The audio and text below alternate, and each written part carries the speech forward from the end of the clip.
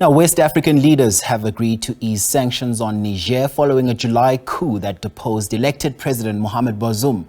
Now, they've also called for the immediate release of President Bazoum, who was detained since the military takeover. The decision was reached after an extraordinary summit of the ECOWAS heads of state in Nigeria's capital, Abuja. Here's Correspondent Ajeck Mangut with more. The West African leaders met to discuss the decision by Mali, Burkina Faso and Niger to withdraw from ECOWAS.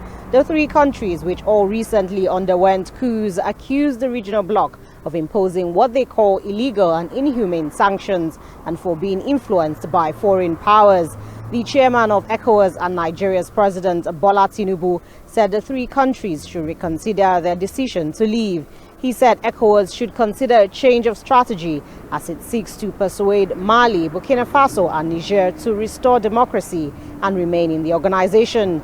ECOWAS says their withdrawal could impact on the immigration status of their citizens, disrupt projects and programs in the region worth $500 million, and affect jobs of more than 100 ECOWAS staff from these countries. Addressing journalists after a closed-door meeting, President of the ECOWAS Commission said that the organization had resolved to lift economic and financial sanctions on Niger with immediate effect. These include the reopening of land borders to allow trade, unfreezing of assets, allowing flights to and from the country. He noted that these sanctions were lifted based on humanitarian considerations and said political sanctions are still in place. ECOWAS has also called on the military leaders of Mali, Burkina Faso and Niger to come up with an acceptable transition timetable.